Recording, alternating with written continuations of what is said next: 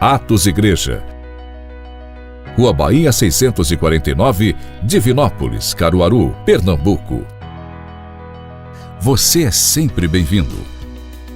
Então, nessa noite vamos estar falando sobre a disciplina que necessitamos para refinar, deixar plena nossa adoração para com Deus. A disciplina a qual devemos ter e prosseguir nela para que possamos plenamente adorar a Deus e buscar a presença dele e sua face. Hoje, nos nossos dias, existem várias coisas que impedem uma busca, impedem uma vida nesse lugar de adoração, nesse lugar de busca. E existem impedimentos de nós mesmos para entrar na presença e vida, na graça a qual temos diante de Deus. Existem de nós mesmos impedimentos que nós temos que quebrar, afastar da nossa vida, para que a gente possa andar na presença de Deus plena, numa vida constante de intimidade e comunhão com o Pai. Uma delas é virar repetidores, entrar no automático, chegar a ser quase que um robô e ficar tendo atitudes de repetições que não são adoração, que não chegam até o nosso Pai, que não agradam a Deus e não nos levam a uma intimidade com Deus. Em Mateus 23, você que tem sua Bíblia, abra lá para que possamos acompanhar juntos. Mateus 23. Isso foi o próprio Jesus falando para os religiosos daquela época, que eles estavam tendo atitudes que eram atitudes de justiça, mas eles estavam agindo não da forma correta, que era com o tempero, que é o amor.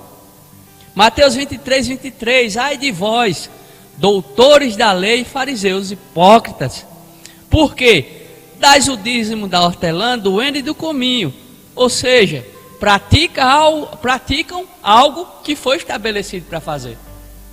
Continua na leitura. Mas tende descuidado dos preceitos mais importantes da lei: a justiça, a misericórdia e a fé. Vocês devem sim praticar esses preceitos que vocês aprenderam, mas sem omitir aqueles que são a justiça, a misericórdia e a fé. Ou seja, eles estavam fazendo o que foram ensinados a fazer, mas sem praticar a justiça, a misericórdia e a fé. Como é isso? Eles estavam agindo no automático, sendo um robozinho, fazendo aquilo. Olha, faça assim, vou fazer. Mas só que a essência do amor, da justiça e da fé não estavam nessas atitudes. Então eles passaram a ser repetidores. Eles entraram no automático e começaram a andar fazendo algo que era estabelecido para ser feito, porém no automático. E algo que é automático, ele não quer dizer que exista uma intimidade por trás. Então, quando nós fazemos aquilo que é dito, dizime, eu dizimo. Olhe, faça isso, eu faço. Venha para o culto, eu venho. Faça isso, eu faço. Mas dentro de nós, a intenção nossa não é ter intimidade com o nosso Pai, é receber a bênção dele. Não é ter relacionamento com Deus, mas é agradar a quem está mandando eu fazer. Não é querer estar mais perto do meu Pai, mas sim ter aquela fama de santarrão. Olhe como eu sou um homem de Deus, uma mulher de Deus. Olhem para mim, Deus vive por mim. Mas essa não deve ser nossa intenção. Nossa intenção de fazer essas coisas é andar na justiça, na misericórdia e na fé. É andar não no automático, mas segundo os preceitos rudimentares, principais e importantes que Deus deseja que nós tenhamos, que é andar em amor. Porque quem pratica o amor, cumpre a lei. Ou seja, quem anda em amor, anda obedecendo aquilo que Deus estabeleceu. E por fazer isso, vai se aproximar de Deus, vai ter relacionamento maior com Deus, vai poder estar junto de uma forma maior, porque o amor é o elo da perfeição. Em Mateus 7:7, você que tem Bíblia, abra lá. Mateus 7:7 vai mostrar outra coisa que é feita no automático.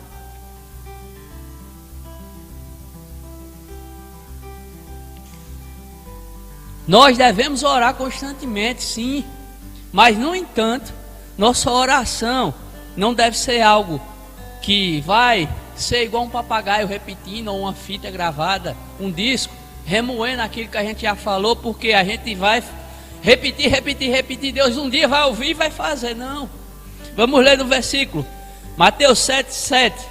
Quando orardes, não useis de vã repetições, como fazem os pagãos, pois imaginam que devido ao seu muito falar, serão ouvidos. 8. Portanto, não vos assemelheis, ou seja, seja igual a eles, porque Deus, o vosso Pai, sabe tudo que tendes necessidade, antes mesmo que lhe peça. Ou seja, quando pedir, peça com convicção e fé. Lembre-se que Deus sabe todas as coisas. Deus não é moco não, não é surdo não. E nem é gagá para que você fique repetindo, até que ele um dia, eita, fulano repetiu, agora eu ouvi, agora eu vou fazer. Não, peça com fé e ele faz, porque ele lhe ama. Desde o princípio ele quer ter comunhão com você e não está preocupado em lhe abençoar. Mas no entanto que sua intenção e a minha não seja essa de ter algo em troca de Deus, mas sim queiramos estar na presença dele e junto dele, tendo comunhão, tendo contato sempre. O versículo 16 de Mateus 7 diz: quando jejuardes, não vos mostreis com aspecto sombrio como os hipócritas, pois desfiguram o rosto com a intenção de mostrar às pessoas que estão jejuando. 17. Tu, porém, quando jejuardes, unge a tua cabeça e lava o rosto. 18. Pois assim não parecerá aos outros que jejuas, e sim ao teu Pai em secreto, e teu Pai que vê em secreto te recompensará. Ou seja, quando você for jejuar, não fica aquela aparência de defunto, eu estou fazendo jejum, não. Lava o rosto, unja a cabeça e fique firme em oração, buscando ao Pai, lendo, ouvindo a palavra, louvando, adorando, estando na presença de Deus, e não querendo que os outros que vê dizem, eita, fulano está jejuando. Não é, fulano é um cabra macho de Deus, é uma mulher de Deus, é um homem de Deus. Não é para mostrar a ninguém, não, é para que você tenha dominado sua carne, subjugado sua carne, e esteja mais sensível no Espírito, para que você tenha maior comunhão e contato com Deus. E em secreto, para que o Pai, somente o Pai saiba.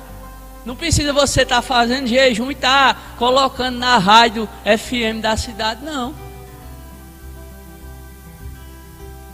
Vemos atos praticados de forma repetida, automática e sem a chama do amor em funcionamento. E esses atos têm o objetivo de ter uma imagem, de ser piedoso, de ser visto como discipulador, mestre, ou seja, de ter uma opinião, de falar para alguém. Esses atos é para se mostrar alguém superior ao outro, alguém que tem destaque, alguém que é um homem de Deus, alguém que pode levar você a Deus. E não, tem a chama, o desejo, a paixão de estar perto de Deus, aquele espírito que move o coração do Filho de Deus em estar perto do Pai. Esse mover automático tem uma intenção, uma série de intenções que levam à prática dessa vida de faça. Jesus certa vez chamou os religiosos de sepulcro caiado, que eles eram podres por dentro. Outra passagem ele diz: vocês têm costume de limpar os pratos e os copos por fora, mas dentro está todo podre, sujo, e vocês estão engolindo, estão comendo. Sendo que hoje, quando Jesus disse está consumado na cruz, nós entramos na graça, o Espírito habita dentro de nós. Então dentro de nós, quem habita é Deus, então está limpo. Mas precisamos viver uma vida com essa intimidade, com essa consciência que esse Espírito do Pai habita em nós. Abra lá a sua Bíblia em 2 Timóteo 3, 1. 2 Timóteo 3, 1.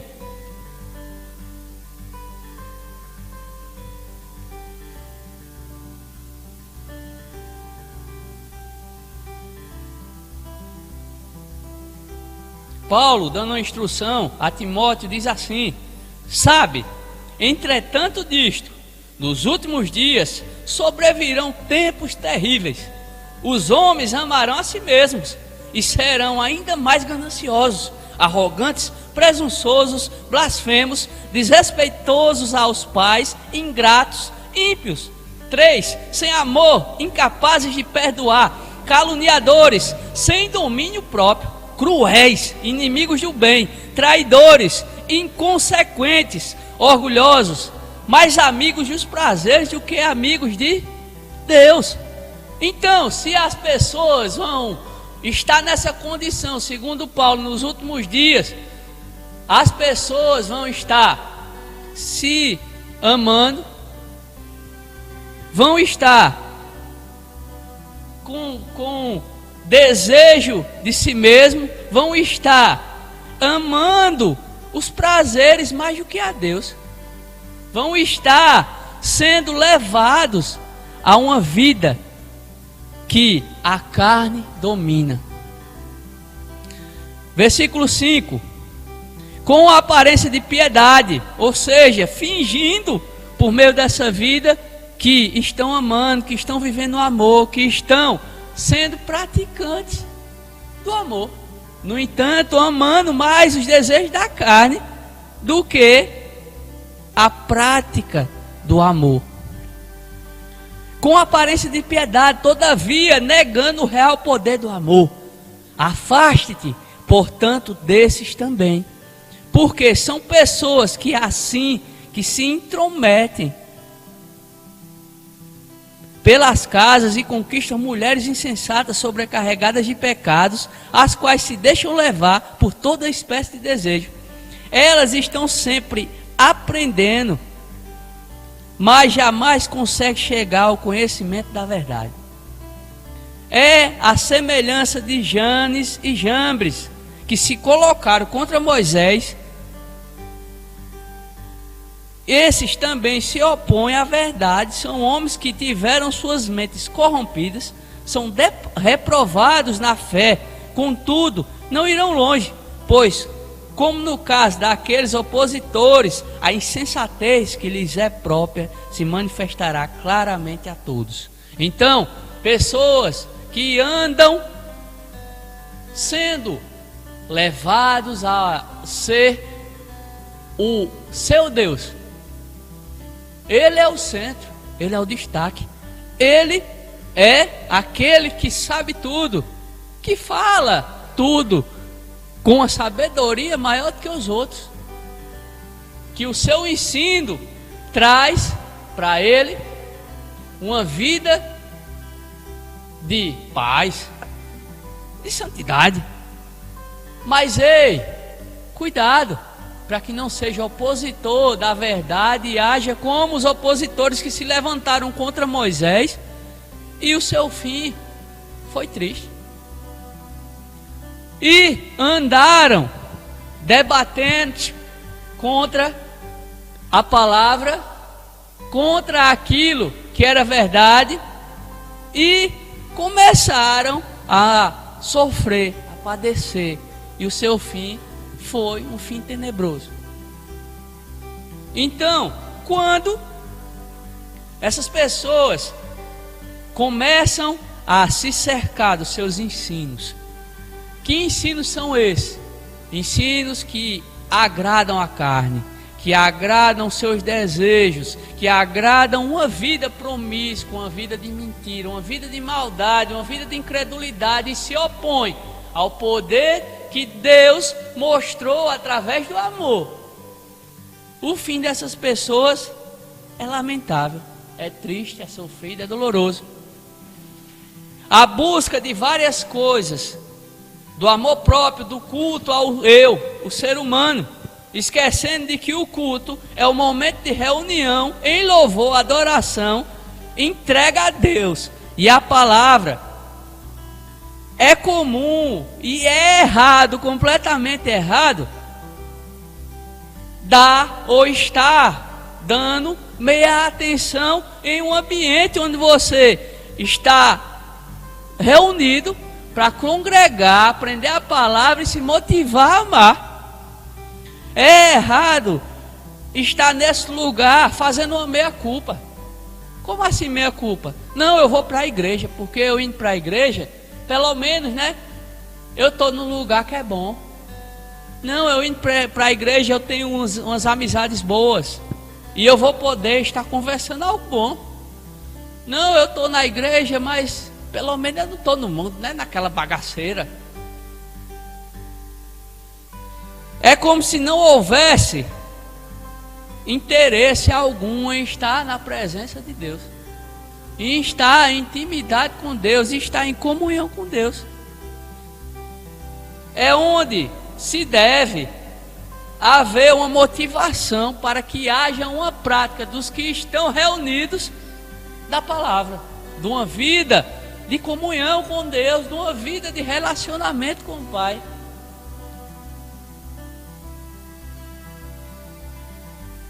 Em muitos casos, eu já vi pessoas vindo para o culto, chegando no culto e na hora da oração tá mexendo no telefone, tá conversando outro assunto que não tem nada a ver no final da igreja, ou então em algum ambiente da igreja, dentro do banheiro, em qualquer lugar. Já vi gente sentado contando as luzes, já vi gente contando as telhas, já vi gente tirando chiclete debaixo da cadeira. Sendo que o escritor bíblico fala que embaixo dos céus há tempo para tudo. E quando você tira tempo para cultuar a Deus, esse tempo é para isso. Não é para tirar chiclete debaixo da cadeira, não é para conversar, não é para mexer no celular, não é para estar tirando foto, fazendo pose. Não, é para estar congregando, sendo estimulado a amar. É para estar aprendendo a palavra. Para quê? Para amar. É para estar louvando a Deus. Para quê? Porque Ele é bom e o único que é digno de louvor. É para estar desejando buscar a presença, a intimidade de Deus. Então, precisamos ter essa consciência que esse local de congregação não é uma reunião para conversar besteira. Não é um clube social, mas é um lugar onde santos. A Bíblia fala que esse lugar, o templo, é uma assembleia de santos, ou seja, é uma reunião de santos. Você acha que Deus, nos céus, com os anjos, na assembleia, na reunião dos santos, estão fazendo o quê? Conversando besteira, estão no WhatsApp, estão tirando chiclete da cadeira, contando luz. Não, a Bíblia fala que os anjos estão em constante adoração a Deus. Os anjos estão para servir aqueles que vão herdar a salvação. A Bíblia fala que Deus olha para a terra, ri dos seus inimigos, porque Deus é todo poderoso. A Bíblia fala que Deus está com as mãos estendidas para nos abençoar. Mas nós precisamos entender que nós vamos para a igreja, não é para passear, nem passar 2 horas lá não. É para que a gente seja aqueles que vivem o amor, aqueles que são estimulados à prática da palavra, que querem um relacionamento com amor com Deus. Nesse lugar, nós estamos para conhecer a Cristo, que é a palavra. E esse momento é algo que Paulo, o apóstolo Paulo, diz assim: que nós devemos levar cativo nossas mentes, levantar as mãos santas, orar. Devemos interceder por todos os homens, pelos aqueles que estão em autoridade, em posição de autoridade e evidência. Devemos entregar nosso culto completo a Deus, que é um culto onde prestamos um culto espiritual. E esse culto espiritual é aquele culto onde nós entregamos nossa carne ao Espírito, a uma vida a qual Deus deseja para a gente desde o Éden. A Bíblia mostra que em vários textos nossa carne deve ser mortificada, nossa carne deve morrer, nossa carne deve ser morta e o nosso corpo deve ser sujeito ao Espírito. Então, o que é que isso quer dizer? Que para cada vez mais se achegarmos a Deus, a sua presença, ter essa comunhão, essa intimidade, precisamos matar nossa carne. E como é que se mata a carne? É com a sujeição da palavra, é com a sujeição ao amor, é com a sujeição àquilo que Deus dá por ensino, por instrução. Nós precisamos estar nesse momento matando nossa carne e fazendo aquilo que o Espírito deseja, que é receber uma palavra viva, eficaz, penetrante, fiel, que despedaça tudo aquilo que é contrário à palavra, à vontade de Deus. Mata, subjuga desejos que levam para a morte, que são desejos carnais, porque a carne sempre quer desejar pecado, a morte. Porém, devemos esmurrá-la, sujeitá-la à vida com Cristo, a uma vida íntegra, a uma vida de justiça, a uma vida santa, a uma vida onde o Espírito é quem manda, a uma vida onde a intimidade com o Pai é o nosso ponto principal de cada dia. Você que tem Bíblia, abra lá em 1 Coríntios 14, 20. 1 Coríntios 14, 20.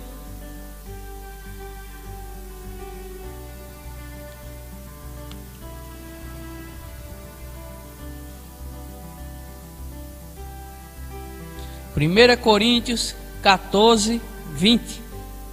Vamos ver o que é que Paulo diz aos Coríntios.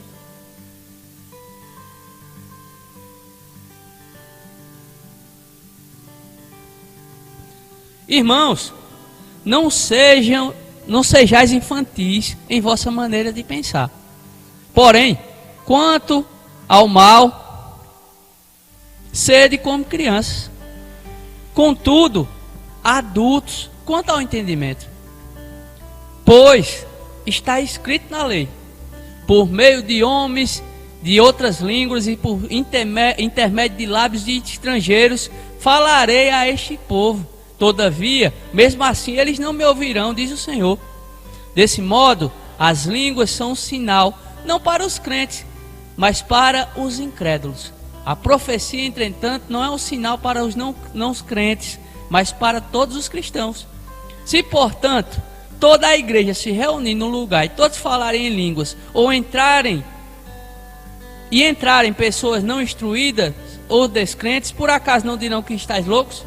Mas se todos profetizarem e alguém incrédulo ou não instruído entrar, será por todos convencido de que é pecador, e por todos será julgado.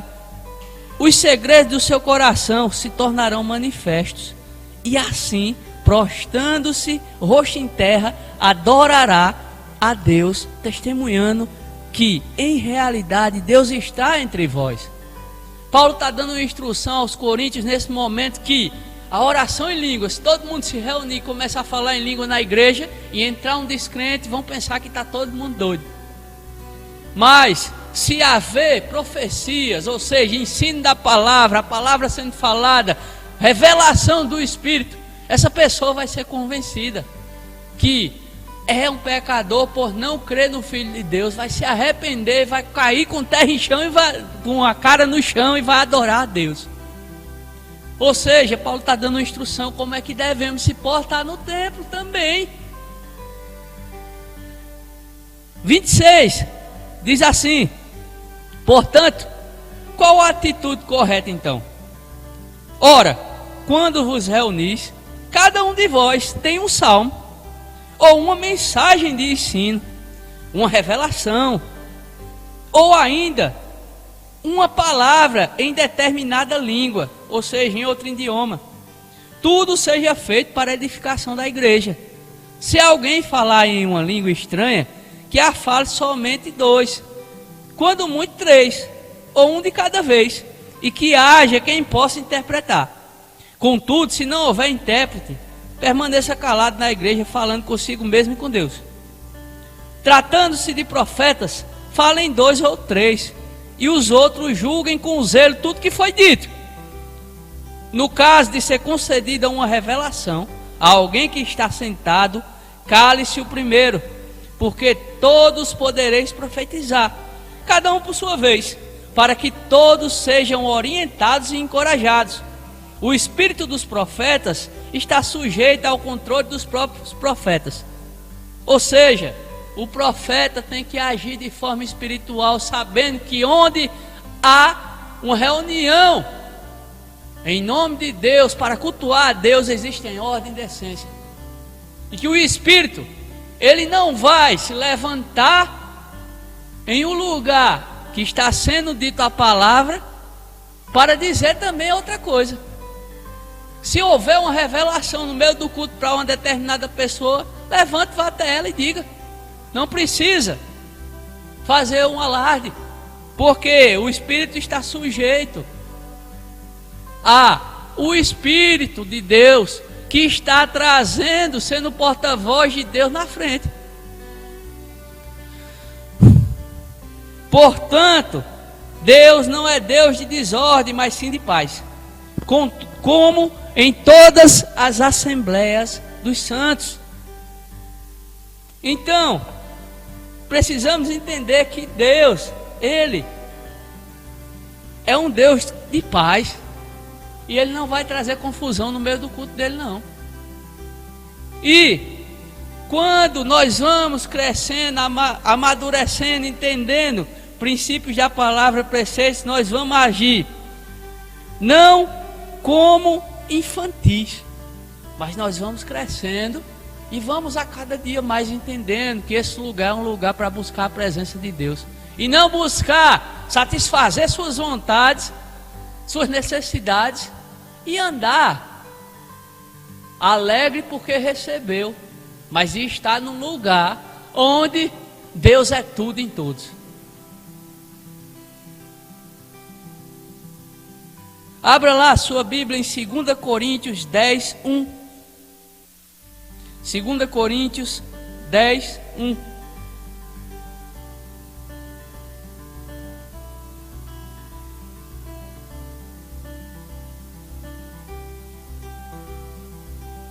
O apóstolo Paulo diz: eu mesmo, Paulo, vos rogo pela paciência e bondade de Cristo. Eu que, segundo dizem, quando vos confronto face a face, sou humilde. Entretanto, quando ausente, sou ousado no falar. Suplico-vos que, quando eu estiver convosco, não seja obrigado a usar rigor e audácia, tal como penso que ousarei agir para com alguns que imaginam que nos conduzimos por padrões meramente humanos. Ou seja, Paulo está dizendo: ei, a gente conduz nossa vida, aquilo que a gente faz, é aquilo que a igreja recebe por padrões espirituais e não humanos. 3. Porquanto, embora vivendo como seres humanos, não lutamos segundo os padrões desse mundo, pois as armas de nossa guerra não são terrenas, mas poderosas em Deus para destruir fortalezas. Destruímos vãs filosofias e a arrogância que tentam levar as pessoas para longe do conhecimento de Deus. E dominamos todo pensamento carnal para torná-lo obediente a Cristo. E estamos preparados para repreender qualquer atitude rebelde, assim que alcançardes a perfeita obediência. Ou seja, nossa maneira de cultuar a Deus e buscar sua presença não é por meios naturais.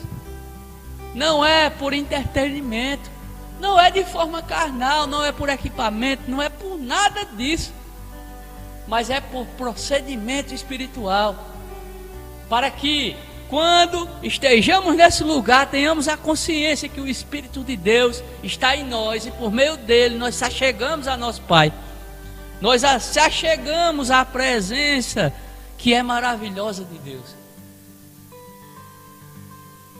Agora vamos dar um pulo lá para 1 Timóteo 2:1. 1 Timóteo 2:1.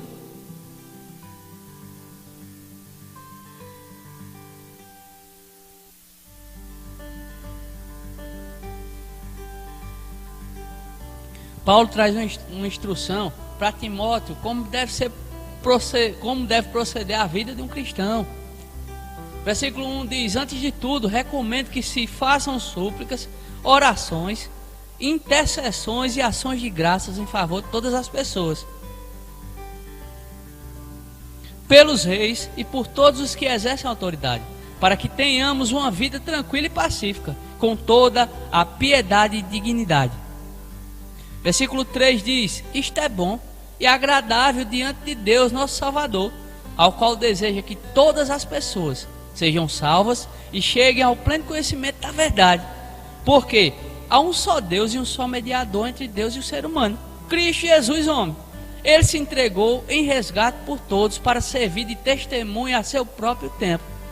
Afirmo-vos a verdade e não minto, ao declarar que para isso fui designado pregador e apóstolo, mestre dos gentios, na fé e na verdade. Portanto, determino, ou seja, isso é um mandato, isso é uma ordem, que os homens orem em todo lugar, levantando mãos santas, sem ira e sem discussões.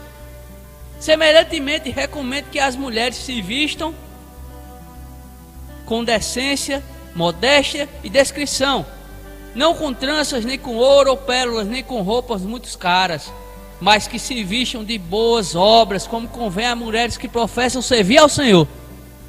Ele dá uma instrução aos homens e às mulheres, e a todos: orem, intercedam, falem em favor dos santos, que as mulheres se vistam de boas obras, que assim como aquelas que professam servir a Deus andem, que haja oração e intercessão por pessoas, porque isso é bom e agradável ao Senhor. Que possamos, por meio da oração, interceder por essas pessoas. Para quê? Para que elas sejam alcançadas pelo convencimento do amor e haja uma vida nova, uma vida restaurada, uma vida mudada em Deus. Agora vamos para Romanos 12:1. Não precisa nem abrir, esse texto é muito conhecido, mas vamos para lá. Romanos 12:1. Romanos 12:1. Ele é muito conhecido, mas a gente vai conhecer mais. Paulo mais uma vez instrui a igreja de Roma como deve proceder. Para quê? Para que tenha essa vida de intimidade com Deus constantemente.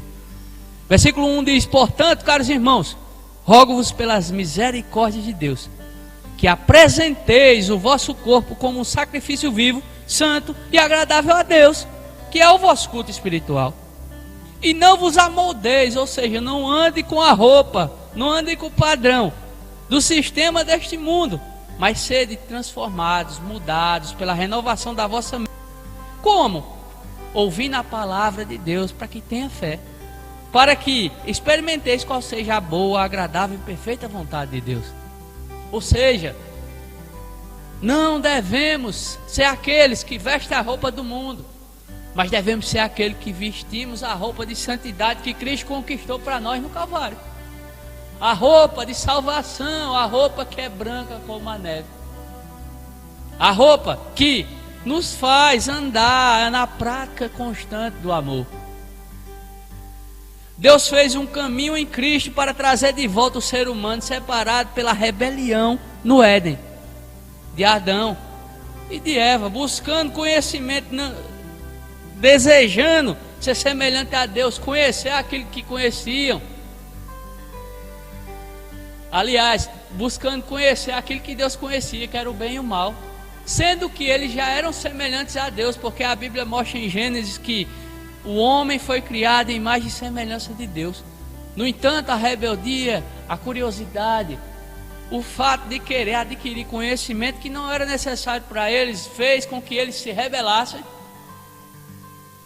E, por causa disso, eles não praticaram o direcionamento de Deus, que foi: não comam desse fruto. No dia que vocês comerem, vocês vão se separar de mim espiritualmente, vocês vão morrer, vocês vão se afastar de tudo isso que é de vocês. Uma vida de proteção, de cuidado, de suprimento e de comunhão com o Pai. Deus, Ele por amor enviou Jesus, certo?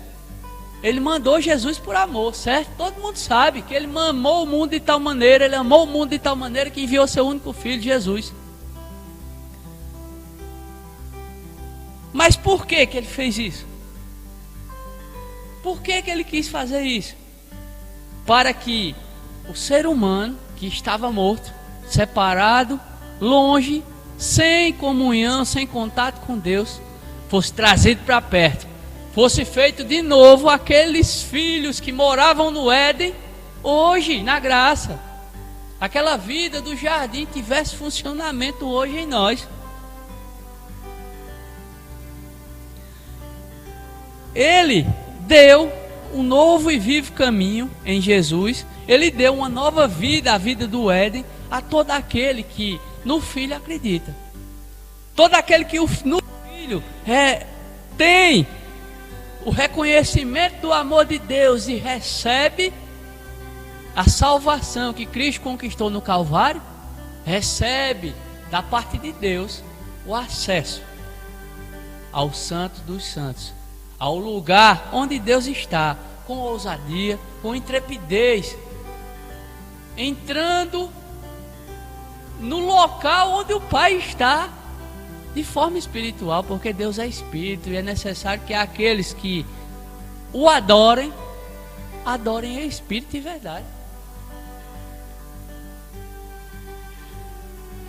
Ele fez isso para que toda a humanidade recebesse a comunhão que existia para o ser humano no Éden, para aquilo que Adão e Eva viviam ser vivido hoje, esse contato, esse relacionamento. Ele, por meio de Cristo, passou a ser pai de multidões. Ele manifestou em Abraão isso, dizendo: Abraão, agora você é Abraão e você vai ser chamado pai de multidões, porque você vai ter vários filhos. E ele fez isso em Cristo, com ele mesmo. É necessário que um grão de trigo morra para que nasça vários. Cristo veio, morreu, ressuscitou, consumou a obra, e por causa disso, hoje, Deus é pai de multidões. Todo aquele que se achega a Deus por meio do Filho é feito filho, é recebido como filho. E por causa disso, Ele gerou vários filhos por conta do sacrifício de Jesus. Então, o que é que nós, como filhos, devemos priorizar? Uma vida de interesse, uma vida de mesada, uma vida de querer: pai, me dê R$1. Ou aquilo que Deus nos criou para ser, aquilo que Deus criou para que nós vivamos. Nós devemos priorizar a nossa adoração de forma íntima, de ter contato, de ter comunhão com Deus. E uma vida de filho, uma vida de um filho, não um filho ruim, mas um filho bom, que deseja estar perto do Pai, porque ama aquilo que o Pai é, aquilo que o Pai fez por ele.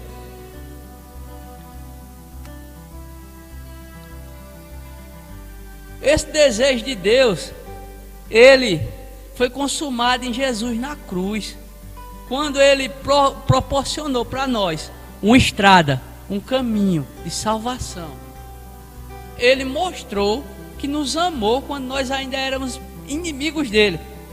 E por meio desse único caminho que leva de volta a essa vida de filho, ele proporcionou para nós vivermos uma vida também de intimidade, de relacionamento, de adoração perfeita com ele. Por quê? Assim como Jesus disse à mulher no poço, vai chegar o tempo que os verdadeiros adoradores adorarão em espírito e em verdade. Jesus estava dizendo que é necessário adorar a Deus em espírito, porque a adoração sem ser no espírito é falsa. Então, ele estava dizendo, olha, é necessário adorar o Pai em espírito, porque é uma adoração verdadeira. E em Romanos 5,5 diz que o Espírito de Deus foi enviado da parte dele para morar dentro de nós. Então, Deus proporcionou para nós uma adoração verdadeira, uma adoração perfeita, que é por meio do seu Espírito habitando em nós, trazendo para nós a presença constante de Deus. Em João 3,16 mostra que Deus amou o mundo de tal maneira que mandou seu único filho para que todo aquele que nele crê não sofra, não pereça, mas tenha a vida eterna. Agora, abra sua Bíblia lá em 2 Samuel 6,17. 2 Samuel 6,17.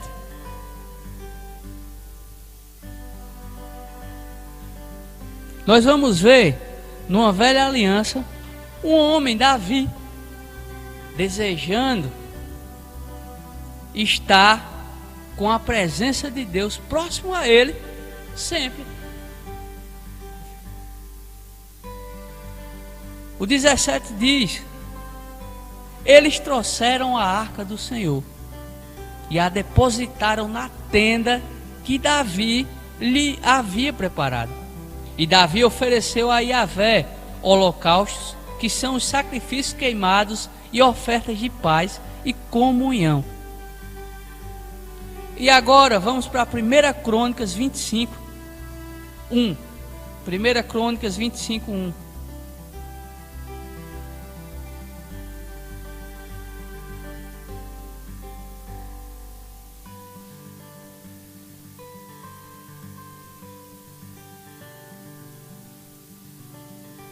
Diz: Davi, com a cooperação dos comandantes do exército, separou alguns dos filhos de Asaf, de Emã e de Jedutum para o serviço religioso de profetizar ao som das harpas, liras e símbolos. Eis, portanto, a lista dos escolhidos. Aí aqui ele vai falar a lista dos filhos que foram escolhidos.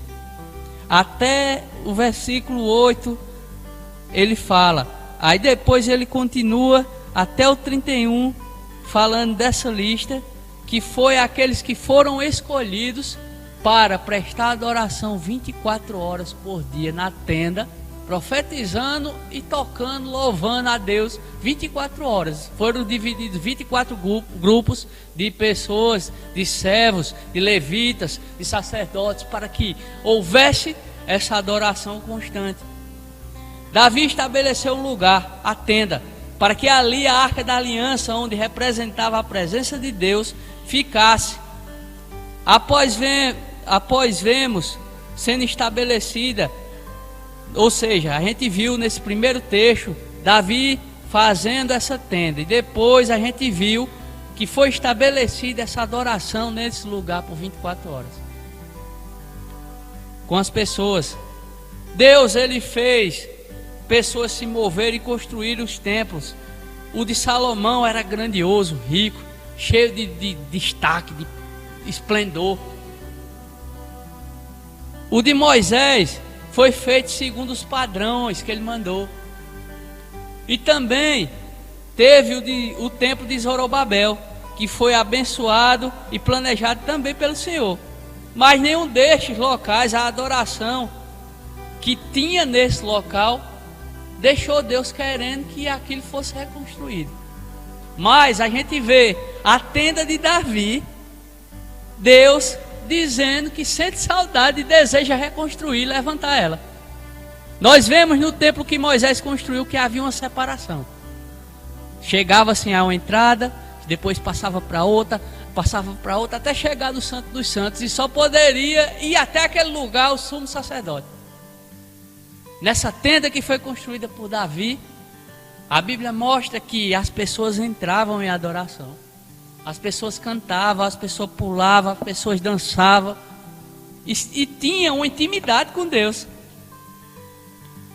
A gente vê Deus falando em Ezequiel 37, 27: e o meu tabernáculo estará com eles, e eu serei seu Deus, e eles serão meu povo.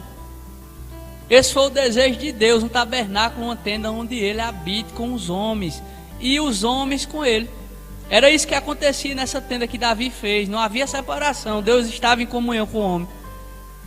Deus, na verdade, ele nunca quis se afastar da humanidade, mas a humanidade, por meio de um só, se afastou dele. Mas por meio de o justo, Jesus Cristo, Deus trouxe de volta, mais uma vez, um caminho para ter essa comunhão com a humanidade. E hoje, depois que Cristo veio e concluiu essa vontade, essa obra, esse desejo de Deus, nós podemos ter esse acesso de intimidade que existia na tenda de Davi hoje com o Pai. Por quê? Porque Deus, ele restabeleceu essa intimidade em Cristo, mandando o Espírito Santo para habitar dentro de nós. Como eu falei alguns momentos atrás, o Espírito de Deus foi enviado por ele para morar dentro de nós. Romanos 5,5 mostra que ele veio da parte de Deus e habita em nós. Vamos lá para Efésios 4,30. Efésios 4,30.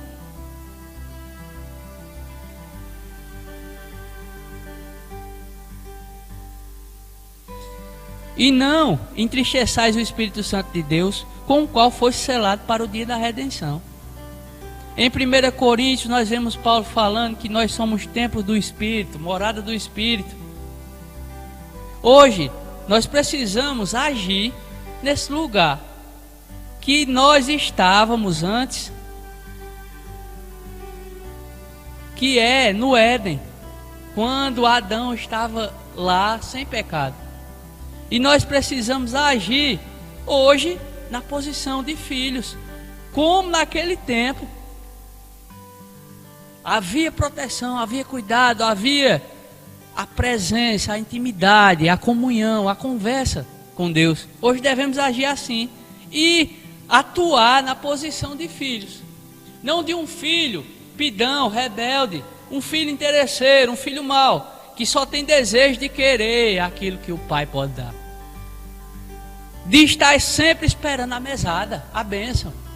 Mas nós precisamos agir na intenção de querer estar perto do nosso Pai, o nosso Pai amoroso de Deus, aquele que é bom, aquele que é amor, aquele que é justo, íntegro, aquele que nos ama incondicionalmente, que enviou Jesus para que nós tivéssemos acesso de novo ao Espírito dele, à comunhão dele. Hoje não precisamos estar como aquela mulher antes de Cristo morrer, naquela posição de cachorrinho, comendo o restinho, pegando os restinhos, as migalhas, aquele que cai da mesa. Hoje nós fomos feitos por meio de Cristo, do seu sacrifício, filhos de Deus. Para quê? Para termos intimidade com o Pai, para termos relacionamento com o Pai, para termos contato com o Pai e possamos viver essa vida de filho e ter esse relacionamento real, esse relacionamento que Deus, desde o princípio, quis ter com nós. Que nós precisamos sim querer sempre estar perto de Deus por sua presença, pelo amor que emana dele, pela vida que ele nos fez ter hoje em Cristo. Então, que nós possamos abrir o nosso entendimento para a palavra e entender que hoje nós não buscamos a Deus pelas bênçãos, porque toda sorte de bênçãos foi nos dada em Cristo Jesus. Tudo que diz respeito à vida e à piedade e à prática do amor. Então, Ele já deu. Mas nós precisamos ter uma vida de desejo de estar perto dEle, porque Ele nos ama incondicionalmente. E nós precisamos desejar esse amor constantemente perto de nós. Amém? Então, nesse momento, você que está acompanhando, medite. Se puder, assista novamente, espalhe, compartilhe, mande para alguém e seja edificado pela palavra. Vamos orar nesse momento e agradecer ao Pai, em nome de Jesus. Pai amado, te damos graças, Senhor, pelo esclarecimento da Tua palavra, porque por meio dela nossos olhos são abertos e toda escama cai por terra. Em nome de Jesus, Pai, que a Tua verdade seja aquela que ferve no nosso coração constantemente e que possamos, Senhor, estar a cada dia na Tua presença e com essa comunhão. Não vindo a um culto para encher linguiça, para encher lugar e para estar saindo nas fotos, mas que possamos, Pai, vir cultuar para se encher do amor e sermos praticantes fiéis dele. Que esse ambiente de culto possa fazer com que nós cresçamos, aprendamos a palavra e vivamos. Em nome de Jesus, Pai, eu te agradeço, Senhor, pelo final de semana repleto da Tua graça, Senhor, e que a Tua presença nos constrange, Teu Espírito ferva e possamos desejar a cada instante estar na Tua presença, estar em comunhão, estar em constante amizade com o Pai. Obrigado porque Tua presença, Senhor, está em nós, que essa consciência seja plena e seja eficaz no nosso dia, para que em tudo que façamos lembremos, o Espírito de Deus está em mim, a presença do Pai está em mim, eu não estou só. Que possamos, Senhor, por meio da oração a cada dia, aumentar essa consciência e viver nessa plena presença. Em nome de Jesus, te dou graças por cada vida, Senhor, que foi alcançada por essa palavra. Que essa palavra seja praticada em nome de Jesus Cristo. Que a graça e a paz de nosso Senhor, o amor de Deus e a consolação do Espírito repousem sobre cada um de nós. Em nome de Jesus, quem crê diz amém. Graça e paz a todos.